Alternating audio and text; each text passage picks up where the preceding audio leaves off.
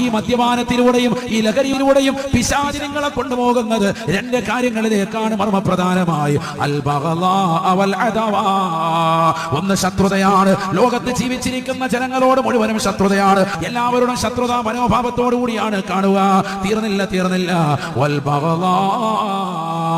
എല്ലാവരോടും കോപത്തോടു കൂടിയാണ് ഇടപെടുക. എല്ലാവരോടും ദേഷ്യമാണ്. പിശാചിന്റെ വക്താക്കളാണ്. ലഹരി കടിമപ്പെടുന്നതായ വസ്തുതയാണ്. പിശാചിന്റെ ദുർവൃത്തിയാണതെന്ന് പരിശുദ്ധമായ ഖുർആൻ 1400 വർഷം മുമ്പ് മുത്തുനബി പറഞ്ഞത് എത്ര വാസ്തവമാണ്. ഈ കള്ളുകൊണ്ട് മനുഷ്യനല്ലാതാക്കി തീർക്കും, മൃഗമാക്കി തീർക്കും.